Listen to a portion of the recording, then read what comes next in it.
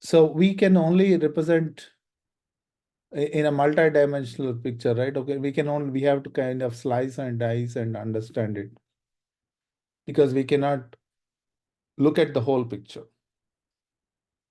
So, sometimes people wonder, like Babuji explained this anatomy in terms of concentric circles. But I'll give you some brief idea. I might not be able to touch everything. So let me kind of start. See, when you look at the circles, you go from the top to the center. But I'll also kind of try to do the same thing here when I'm drawing this. Right? So let me draw a circle first.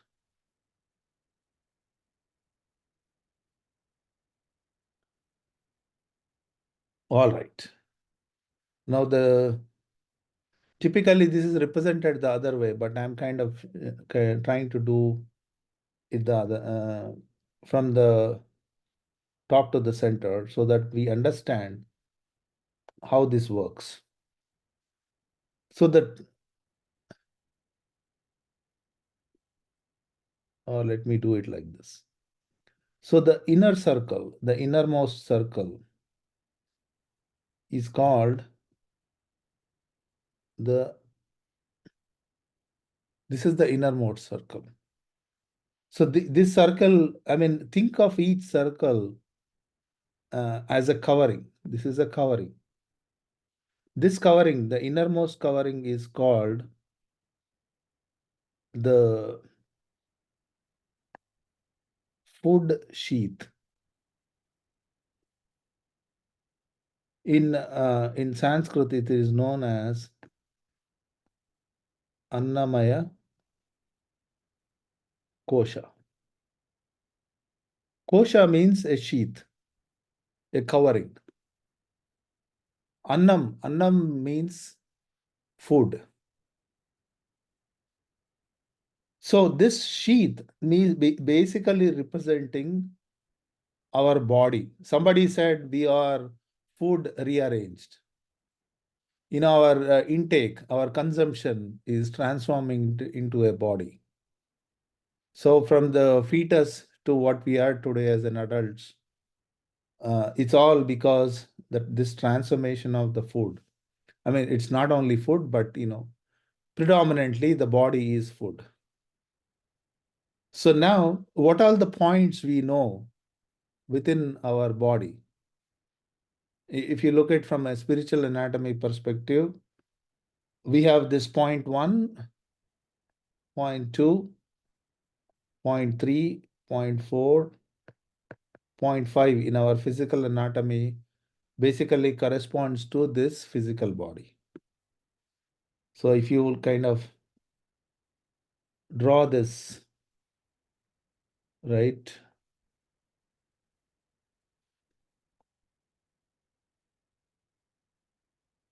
If you draw this, the physical aspect, right?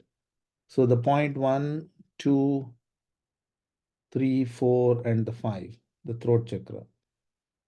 So all this is 1, 2, 2, 3, 4, 5. All of them corresponds to the body.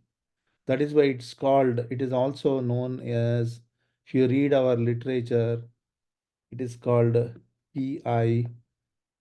Pind is referring to the physical body. So this is basically the physical body. And this is known as Annamaya Kosha. Now, if you see what is inside this, think of this blue color as consciousness.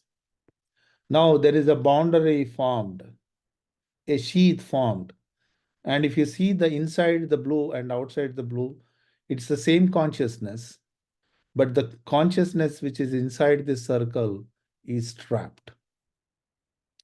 So this consciousness which is trapped inside the physical body, because now it is associated with the vibrations of the physical body, then these vibrations basically become sort of the lower consciousness or the gross consciousness, because its vibrations are according to the bodily vibrations, but it is still consciousness. Now, the next circle which happens to be the pranamaya kosha. This is another outer circle. This is known as the life sheath or the prana sheath. Prana kosha, pranamaya kosha.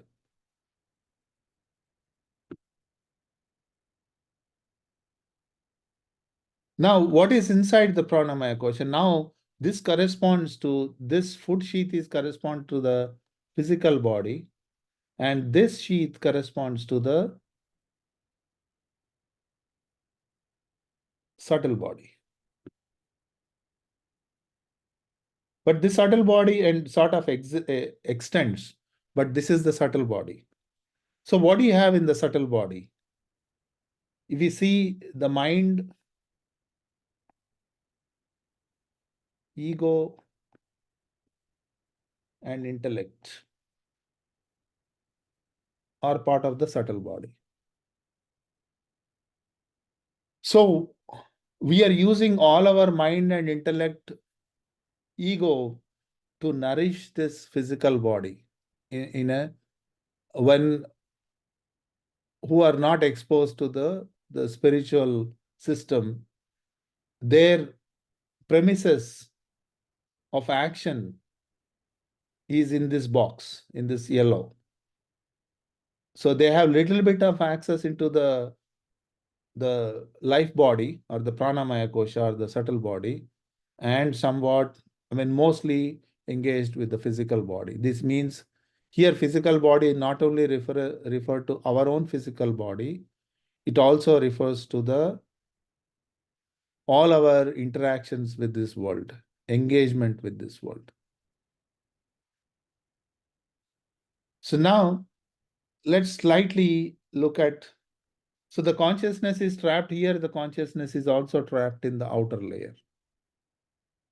But as we practice more and more, when we go beyond the fifth point, what happens is this boundary sort of start shifting into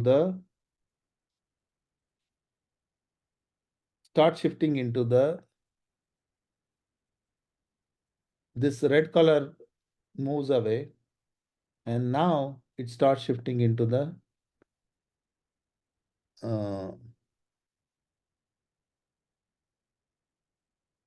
subtle body. So there is a very thin layer of this physical body remains. Now this becomes thin and thinner, it almost diminishes. Then we say, my food sheath is dissolved. Food sheath is dissolved. So when the food sheath is dissolved, what's happening? The trapped consciousness now finds little more expansion. You see, now it is expanded a little bit. Now it is moving into the realm of the life sheath. The consciousness is expanding. And sort of, again, this life sheath also corresponds to few points, like, the 6, 7, and 8 are within this pranamaya kosha. So that means we say we kind of start entering into the mind region. I'm kind of cutting short this discussion, but understand how this whole progress is kind of changing as we practice. Sorry. Now there is a next layer which comes in. I'm putting a green circle here. Anyone wants to guess what this circle is?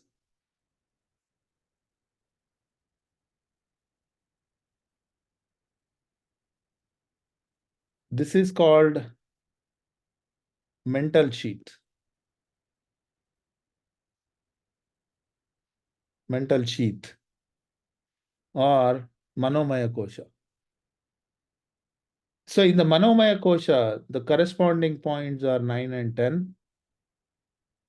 And now it sorts of gains access into, it goes little beyond the subtle body. Now it starts gaining access into the causal body. Okay. So now as we progress more and more, now even this mental, sorry, the life sheath is dissolving. It becomes thin now, very thin. It's almost dissolved. So now the consciousness, available consciousness is expanding all the way to the Manomaya Kosha. But once we cross this 10th point,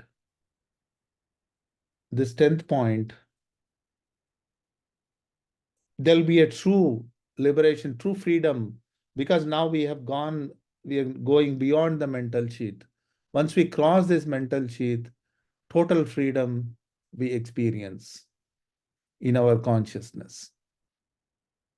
So this is a true, even though they said the liberation points are much below, but this is a true liberation point. This is a true liberation point.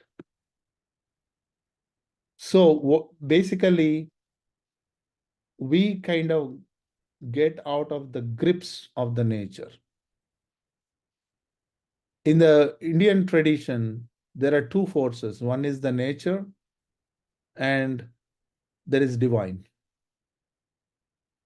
As long as we are within the realm of the nature, we are subjected to, all this suffering, what Buddha has noted, and all this emotional baggage we keep creating, we keep carrying.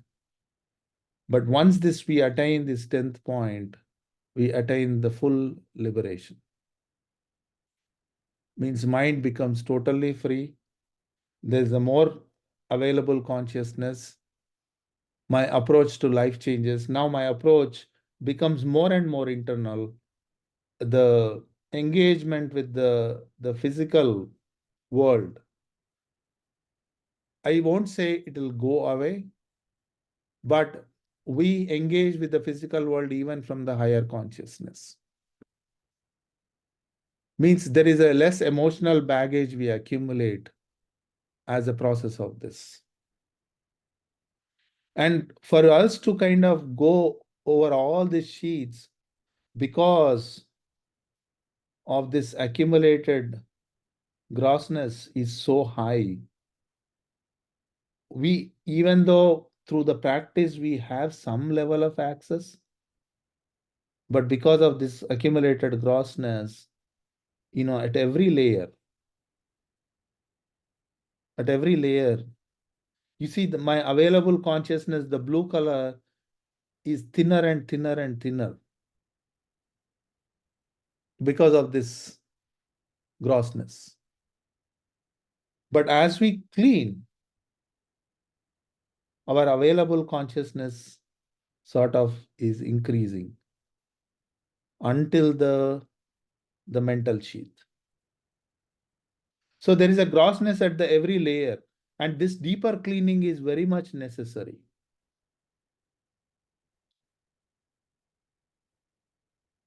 And one of the ideas, especially in the heartfulness, this cleaning is happening whether you are with the physical presence of the teacher guide or not, as long as we are doing our own cleaning process, and attending these group sessions, individual sessions, there's a deeper and deeper cleaning is happening.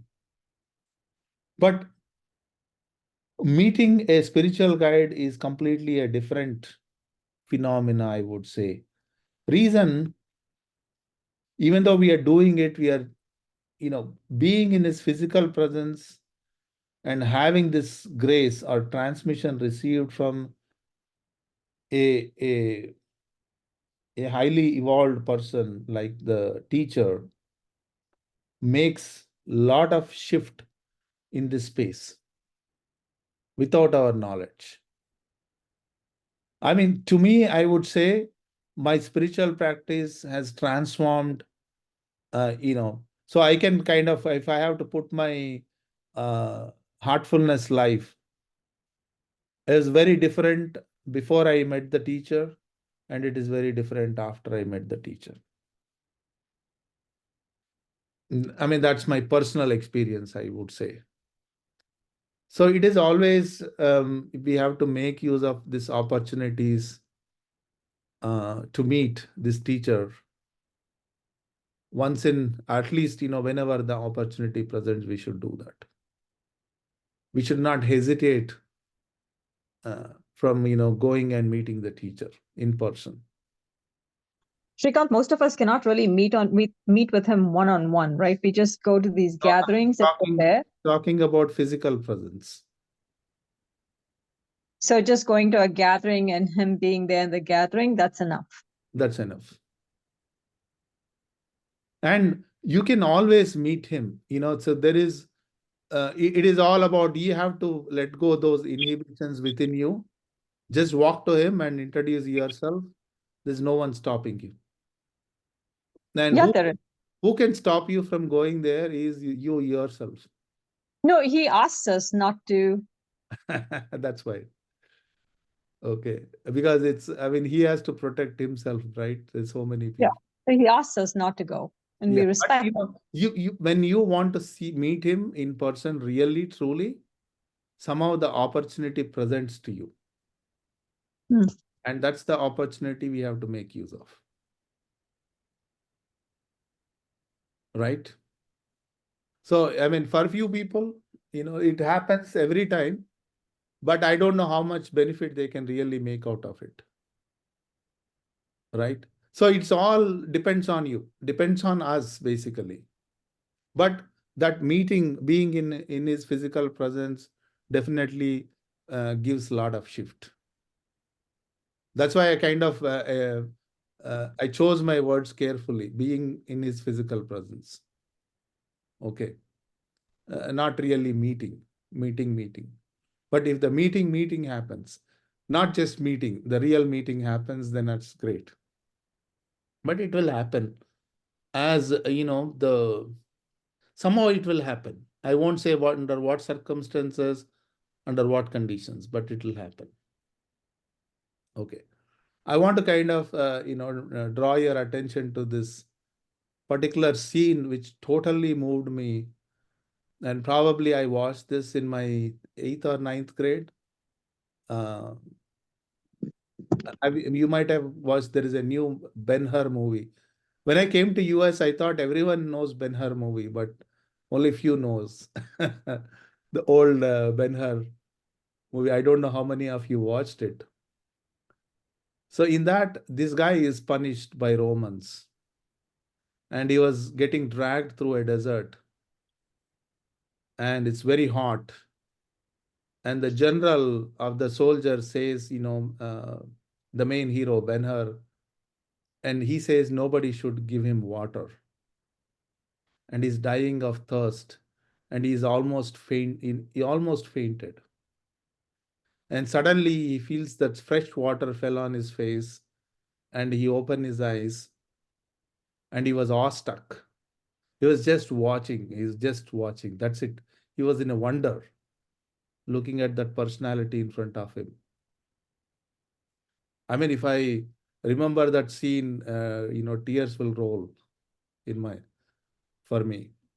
Even I get emotional even now, how many times I repeated that. And in the movie, they don't show this person. face or anything, but you should see that scene, the connection which is happening with that master Jesus. It's amazing. And there is a total transformation in that guy. And that's all he remembers. There is certain, what should I say? uh, there's certain energy, there is certain shift happens with that guy. And after that, and he was all energetic, no matter how much, turmoils he's put through, physical and mental, he becomes very stable and he survives. And everybody is like surprised that he survived and came back. But if you see the base of his survival is meeting with that the master, the Jesus. So that is the kind of shift, which is there. It might happen, it will, but it will definitely happen at some point. And that is the shift. That's a serious shift. That's a real shift. That is the kind of real shift we are looking for. So I'll stop here. I think we are a little over, but any comments, questions so that we can get into sitting?